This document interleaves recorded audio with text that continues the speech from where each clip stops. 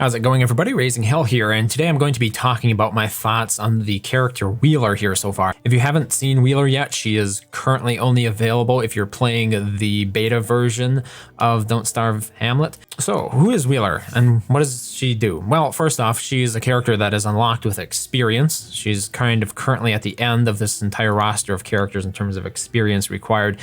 She's exclusive to Don't Starve Hamlet, and she's, according to the description, armed with an air horn, has a knick-knack for finding things, and travels lighter than most. At the moment, I've been playing this character for about 10 hours, I would say. I've successfully accomplished one of my little speedrun type things, a fight against the Iron Hulk. So if you're interested in seeing that, how that whole thing played out, how I managed to defeat the Iron Hulk boss on day 7 with Wheeler, go ahead and check out the link in the description below this video to an archive on Twitch of that fight. With that bit of shameless self-promotion out of the way, let's take a look at Wheeler. So you'll notice when you spawn into the game with Wheeler, you have two sort of indefinite use gadgets that she comes with. One is the pew-matic horn, which has its own little resource box here. You'll see it added to the to your inventory. And inside this resource box, you can put things like twigs. Basically anything can kind of be used as ammo, but they deal different amounts of damage, usually based on kind of like the hierarchy of it. The more exotic the item, the more damage it's likely to do. Most things are pretty basic. Most basic resources do as much damage as a spear would do. So it's a pretty equivalent version of a spear, but for people who might be a little bit less comfortable with doing things the manual, face-to-face kind of combat way. And one thing I found to be really cool about it is you'll notice you can one-shot birds. Pretty much anything that can be one-shot with a spear, this the pew-matic horn comes in really useful for. Fighting stronger mobs can be a bit of a problem with the pew-matic horn because you'll notice it has a little bit of a recharge in between shots. You cannot fire off a shot using the pew-matic horn nearly as quickly as, let's say, if you're using a fire stave or an ice staff, right? Both of those have much shorter reload times, but the downside to those is that, they have limited durability. This does have infinite durability, right? You can just continue firing off round after round, providing you still have ammunition, and ammunition is relatively cheap. So far to date, and the reason why I don't want to totally write this weapon off is because this is the best implementation of a ranged weapon, in my opinion, that we've seen in Don't Starve so far. I'm just a little bit limited in terms of the way I think about it. I think to make as good use of it as I possibly could. The other item that she starts with is called the Nav Gadget. You'll notice it also sort of comes here with an additional little slot next to it on the right side. Speaking of slots, by the way, she's pretty much the only character who has fewer default starting slots. So you'll notice here on the right-hand side, she has 3 fewer normal inventory slots, which probably is going to make crafting a backpack early on a pretty big imperative. I've most certainly done so, especially given the fact that by default, Wheeler has a 5% speed bonus. So she's a little bit faster than other characters, and each empty additional inventory slot that she has for her main inventory increases that speed a little bit further by 1% each. So as you can see, running around with an empty inventory is going to give you the maximum possible speed boost, especially since you can also do this dodge move. You may have noticed me performing a little bit of this dodge move right here. And it's a really cool idea that's let down, I think, a little bit by its implementation. So the general idea is that with the dodge, you can get out of the way of enemy attacks and whatnot, especially since that during the dodge animation, you are immune to damage. You do not take any damage, but any arm you're wearing will still take damage if you're struck while executing a move. So this opens up some interesting possibilities for people who enter the gungeon and are really good at, let's say, timing enemy attacks and being able to sort of barrel roll through them. The one problem I would say is that it's heavily reliant on the cursors. You'll notice when you see it recharge, it takes about 1.5 seconds or something to recharge, 2 seconds. The only way you can execute a dodge is by actually right-clicking on the screen, and you have to sort of hover your cursor over the area you want her to dodge to. For me, as somebody who uses the keyboard a lot, I would really appreciate if there was a way to map this dodge to the keyboard where basically it kind of works as a boost. Think about it.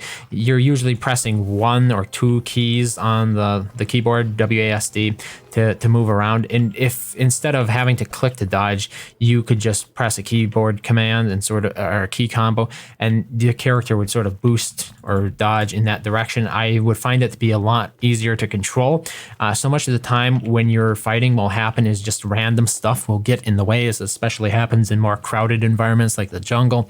You know, like even here, if I was trying to fight, let's say, vampire bats inside this city, and there was a townhouse in the way when I want to dodge, and okay, well, I'm relying on dodging now to avoid getting hit. I don't dodge because there's something in the way of my cursor, and then you take full damage because you probably didn't want to be wearing armor, since if you're getting hit when you're wearing armor, your armor is still taking damage. So it's a good idea. I like the idea. It just needs to be improved, I think. And one of the biggest improvements that could currently be made is by allowing you to use a keyboard command instead of having to use the cursor to dodge. I mean, think about any other, anything else that requires that same sort of precision, such as just general kiting in Don't Starve. You're going to need the keyboard. The other problem with dodge, and I'm not sure if this is intentional or not, but if you're engaged in combat, frequently what will happen is if you're trying to execute an attack and you attempt a dodge at the same time, instead of dodging away or in the direction your cursor is pointed like that, it actually dodges towards the enemy you're trying to attack. This screws me up so much of the time and makes it almost impossible for me to reasonably use the dodge without armor on during a fight, and usually I just try to avoid it in general. So at the end of the day, for me, as somebody who kind of wanted to use the dodge, I've sort of relegated it to just using it to travel a little bit faster when I'm moving around the map. And even that it requires you to pay constant attention and perform that extra right click every roughly 2 seconds, so that way you can benefit from the speed boost, this little brief speed boost to the max. And sometimes you make mistakes, which means that it's costing you more time than it's saving. But that's another feature there. Finally, getting back here to the Navigadget, which is kind of cool. So what you can do is you can put a resource inside it, and you'll notice that if there is something within range, if that resource is within range, the red cursor under the character's feet, that kind of red ring with the pointing arrow, compass, whatever you want to describe it as, it kind of points you towards the nearest instance of that resource. And this, I've found, can come in a little bit handy during the earlier parts of the game. When you're looking for something like flint, if you find 1 flint, you know, you need a second flint before you can actually make a pickaxe. So it helps you in finding that second flint. Sadly, you know, once you've explored the map and whatnot, its usefulness becomes a little bit less so. And another problem you've probably noticed here is that even though I'm closer to this charcoal here, it's still pointing to a charcoal that was closer at the time when I picked up the last charcoal. So it wants to point to this one instead of to the one that you're actually closer to. And the only way you can change that is by removing the charcoal like this and then adding it again. And then it will sort of refresh that search for the nearest resource. So I know somebody, when I was playing it on Twitch, sort of pointed out that I could use charcoal here to sort of point my way to the Iron Hulks. The Iron Hulks are pieces to a boss. You need to get all 6 of them, and you can find them by default in the charcoal kind of biome here, this torn down, burnt up biome. So, you know, by using her Navigadget, you might be able to locate these charcoal biomes a little bit quicker, but pretty much anything can be added to it, providing you can put it in your inventory. So same thing goes here with iron ore. You know, go ahead, put it in your inventory. Gold, it all works, providing it can be slotted in your inventory. You can search for it. But if it's something that isn't available, you know, Wheeler will say she's not finding anything close by for it. And that happens for a fair few resources, but you'll notice it has a pretty decent range, and I've oftentimes found that it actually points me, it's pointing to the bird when you put in a feather. So it doesn't have to be the pure resource, as you can see. It can be something that you derive a certain resource from. Unfortunately, it will not point to the Iron Hulks when you put iron ore in it for some reason. I'm not sure if that's an oversight or if that would just make things too easy, but it is what it is, I guess. So it's an interesting tool, once again, a bit like the pew-matic horn. I probably don't use it as much as I could. It's a bit of a paradigm shift that you have to get used to. Take that for what it's worth. The last thing that's probably really worth mentioning here is Wheeler's low health, and she only does have 100 health, which makes her one of the characters on the lower end of the health scale. It can be a little bit more challenging fighting with lower health characters, but since this is Don't Starve, single player, you know, you can do something as simple as double up on the armor and still last almost indefinitely. You're not going to have to heal yourself nearly as frequently in Hamlet if you're wearing double armor compared to DST because of the way armor stacks in single player. But, you know, once again, the downside is that Wheeler has less inventory space. That's really her only downside in addition to the health. Other than that, her stats are pretty strong. She doesn't really have any other real deficits, and she comes with a couple of really unique items and a unique ability, that being the dodge right here, in addition to being a little bit faster than other characters by default and capable of increasing that speed bonus based on the number of items you have in your inventory. So, you know, when you're heading out to an adventure, you're going to be getting there faster, but on the way back, when you have your pack full and your inventory full from all the things you've picked up, you're going to be going a little bit slower, but still faster than most default character speeds are set at. So that's my overview and thoughts on Wheeler so far.